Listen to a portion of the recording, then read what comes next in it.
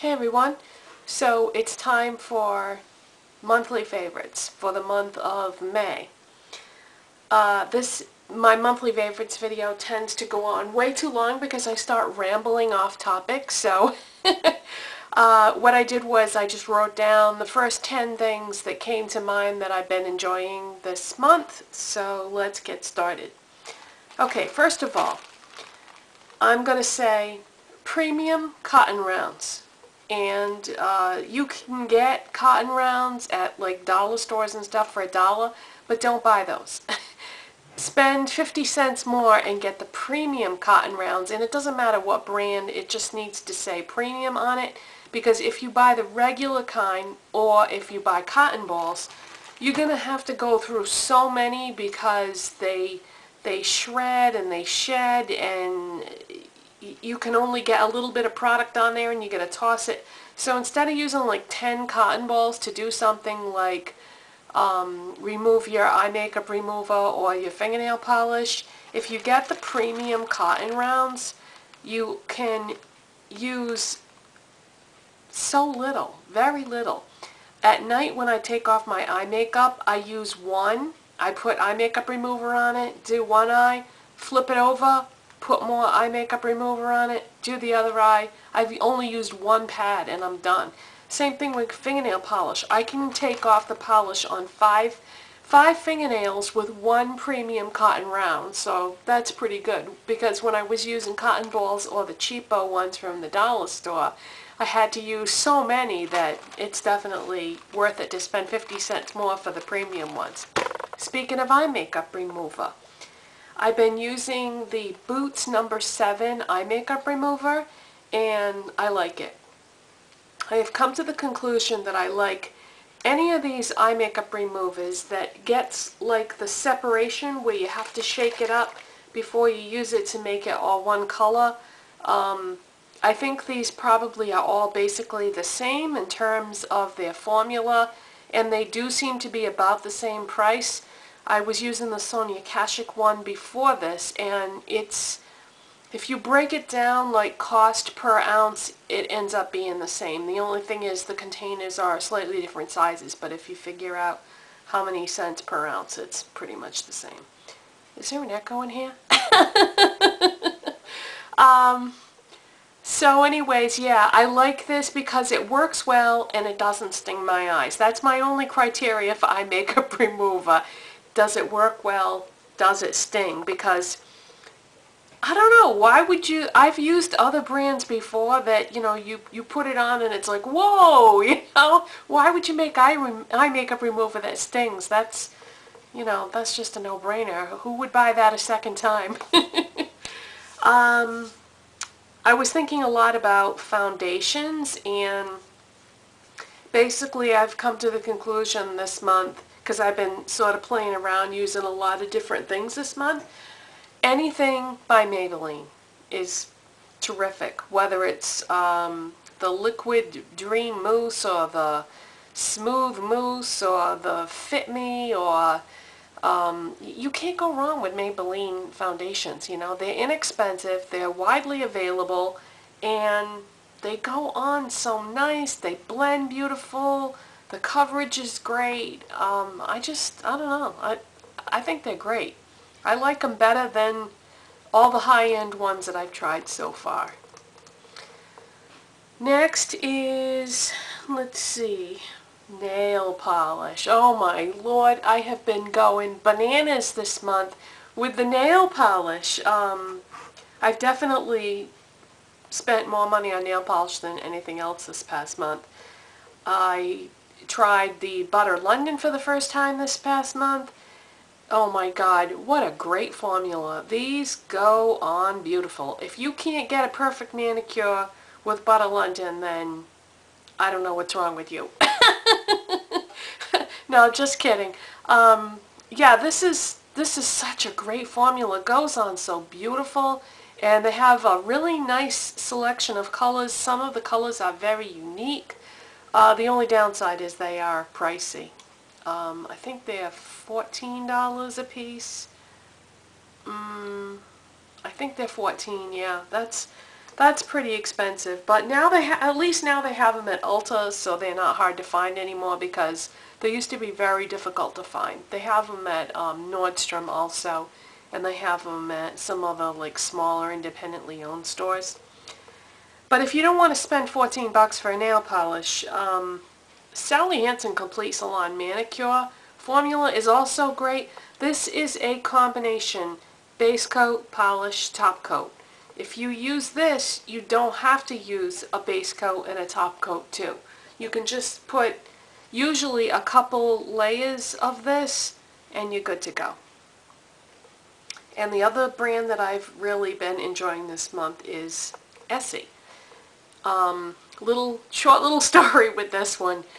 I picked this up the other day. This is Fiji, and what do you guys think of this color? Is this not gorgeous? And imagine how pretty this would look if I had a tan, which doesn't usually happen. By the end of the summer, I'll be a little bit darker than usual, but not much, because, oh gosh, we don't want to get into that. That would be like a 20-minute long conversation. But yeah, how pretty is that? But I put off buying this for the longest time because I had seen in a video that Michelle1218 had done a while back that she was saying that she bought this and she said, I love the color but I don't love the formula. Well, this is a perfect example of what I was talking about in that video that I did about, the name of the video was Does Nail Polish Go Bad? All you need to do, oh, by the way, the thing that is not good about the formula is it's very thick and stringy and goopy. Now, most people, when they buy a bottle of polish like that, they would either return it or they would toss it out if they couldn't return it for whatever reason, depending on the return policy of the store. But don't do that, because I was saying in that other video, if you have a bottle of nail polish thinner, you can fix any polish that is thick. And so what I did was, I put a coat of this on. It went on streaky, and I was like, well, you know, that's no problem. The second coat will cover that up. Usually that's what would happen. When I put the second coat on, it was so thick and goopy and stringy that I said, you know, it wouldn't go on like evenly. You could actually see, you know, the planes of how it was not smooth. So I said, uh-oh, you know, this is weird, because Essie is usually thin, if anything, not thick. So I said, all right, no problem. So I put 3 drops of Seche Restore, which is just a nail polish thinner that I use, and I shook the bottle up real good. Now, I know I told you don't shake your polishes before you use them, because then you'll get air bubbles, but there's a way around that. All you have to do is wait 10 minutes. So what I did was I put 3 drops of the Seche Restore in my brand new bottle of Essie Fiji, shook it up real good, left it on the table, went in the other room and did something for 10 minutes, came back, you know, took off all my polish of it that I had put on before, started over again. No problem. It's perfect now. But yet it didn't interfere with the color or the opaqueness of the color, because one of the reasons why I like this so much is because it is an opaque pink. I mean, it's a light color, but yet it's opaque, which is a rarity. You know, usually if you've ever used Essie, Mademoiselle, or Ballet slippers, you know that there is nothing opaque about those shades, and you've got to use a billion layers to make it opaque. But I'm starting to notice that ever since the takeover, not takeover, sorry, that's the wrong word, merger or acquisition of Essie. Essie was bought by L'Oreal. Ever since L'Oreal has bought Essie and they changed the design of the bottle and they sell it now everywhere, not just at Ulta and salons, I've noticed that all the new bottles that I've gotten, the formula has not been super duper thin anymore. So I don't know if that's L'Oreal's influence, but it seems to me an awfully big coincidence that every bottle of Essie I had ever bought in the past was very thin, and now it's actually going the other way. They're they're too thick, but I'd actually rather have it that way because I can thin it out with this. But if it's too thin to start with, then, you know, that's not so easy to fix. I know we had discussed in the comment section of that other video that day, you know, what do you do when your nail polish is too thin? And some of you had said, you know, just take the cap off and let it sit out in the air for a while. I haven't actually tried that, so I don't know if it works, but I don't know. I have a feeling that it won't be an issue anymore because all the new Essies are fine. And that's the only polish that I can think of off the top of my head that was thin being a problem. Okay, so enough about that. See what I mean? I go off topic. Okay, other favorites this month. And you may not agree with this, but Walmart clothes.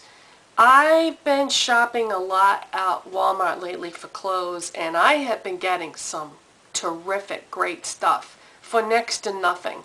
In beautiful colors. The clothes, I wash them, I throw them in the dryer. I don't do anything special to them, and they're beautiful. They hold up just as well, if not better, than some of the things that I've bought over the last couple of years from other stores.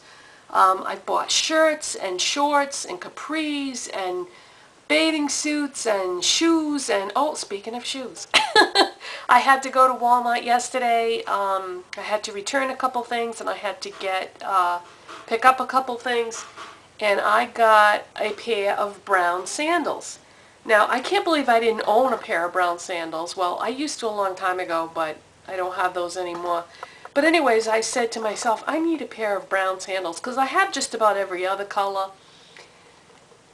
I have a lot of problems with shoes, usually. I have a tough time finding shoes that are comfortable. It seems like they always rub on a certain part of my foot, and then I get like a blister or the skin comes off or something, and I have a tough time finding shoes that are comfortable. I don't know what it is about my feet, but I don't know. Anyways, I bought a pair of sandals, brought them home yesterday, put them on and wore them all night just around the house to see if they were going to be comfortable, because if they weren't, I was going to return them. Comfortable? Oh my God, so comfortable. Now, I'm going to show them to you right now, but these are not the most stylish shoes in the world, but if you need a comfortable pair of sandals and you know you're going to be doing a lot of walking, like you're going to go to the mall or someplace that involves a lot of walking, that you can't wear like fashion shoes, that you need something comfortable, but you don't want to wear sneakers, because I'm at the point now where, I don't know, I just hate putting on a pair of sneakers because it looks so sloppy and not pretty. So anyways, I got these sandals, and yeah, they're not like the most fashionable things in the world, but they had mocked them. They were already, you know, inexpensive. They were $12.50 to start with, and then they had mocked them down to $10. So those are Faded Glory brand from Walmart. Really, really comfortable. I think I'm going to get a lot of use out of those because we do a lot of walking on the weekends especially, but sometimes at night we just like to go for a walk around the neighborhood, and so it's nice to have a pair of comfortable shoes that you can wear that aren't going to give you blisters or anything. Okay, what else? This month I have been loving loose eyeshadows. I never used to like loose eyeshadows that much, and I think I figured out why I love them now and I didn't like them then, and that is my experience with loose eyeshadows before was in the form of MAC pigments, and they're pigments, so they're like very concentrated and not easy to work with because they're so dark that if you get any like on your face or whatever, now you got to clean it up, and they don't really blend that well because they're so pigmented. And you have to be so careful like how much you put on your brush, because if you put more than a little tiny bit, it's too much. And so anyways, I really like all the loose eyeshadows that I've been getting, like from Barry M, 17, Accessorize, all these companies that are just drugstore inexpensive, because they're not super duper pigmented. So you can work with them so much easier. You know, they all blend beautifully. You do have to use a little bit more than what you would use with like a MAC pigment, but I don't care about that. They're not expensive, you know. And if you get a little bit, like let's say you get some fallout and it lands right here, just go like that and it's gone, you know. And if you use a good base, they will stay for, you know, several hours. I've never had a problem with looking in the mirror partway through the day and having my eyeshadow be gone. So, yeah, I really like the loose eyeshadows, but not the ones that are pigmented. I know that sounds crazy, but it's true. They're just so much easier to work with. And let's see, what else have I got here? Oh, this doesn't really have to do with monthly favorites, but I did want to mention that I did not buy anything from the MAC Surf Baby collection. A couple of you had asked me about that. Basically, there was a couple things I was thinking about getting, but I decided to put the money towards other things.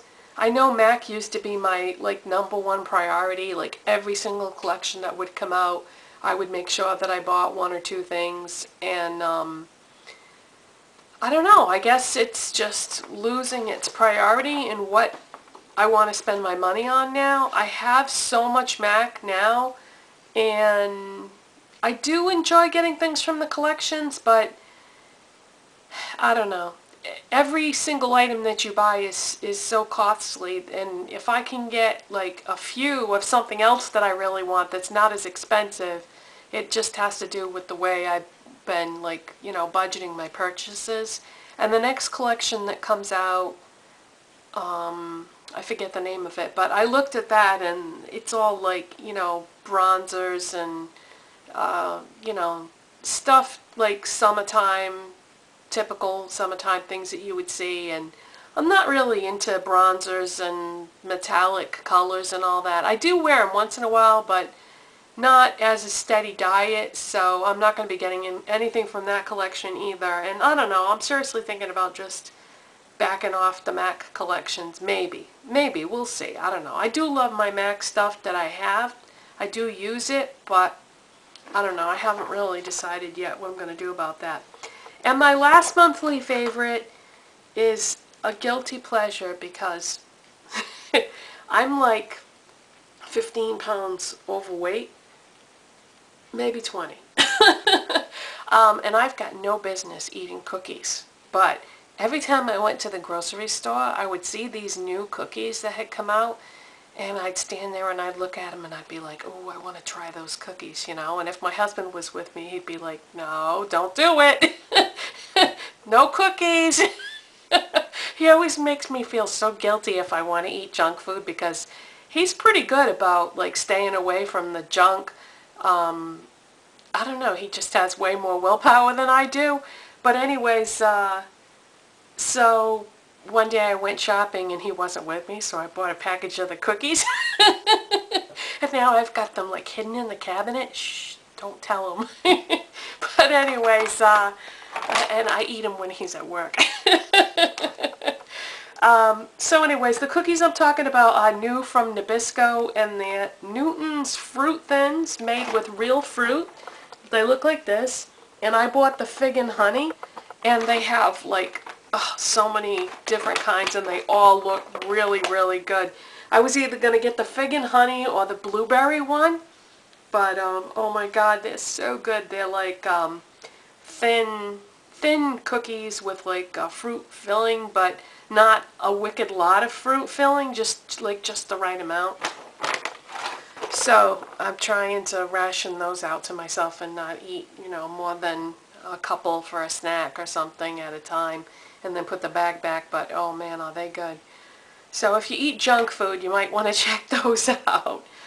Okay, so for products today, I am wearing EOS Lip Balm in Passion Fruit flavor, L'Oreal Studio Secrets Magic Perfecting Base, I'm revisiting the L'Oreal Magic Smooth Souffle, and my color is Classic Ivory. When I first bought this, I remember I was madly in love with it, and then all of a sudden I just stopped using it and started using the Maybelline Fit Me because I didn't like that it doesn't apply well with a brush. It works much better with your fingers.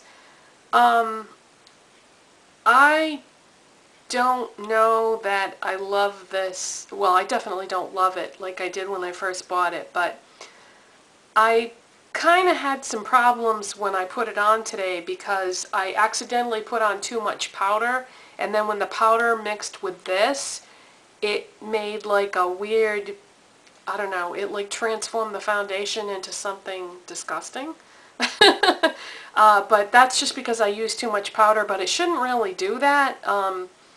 This has got like a weird consistency to it. It's almost like, how can I describe it? What's that word?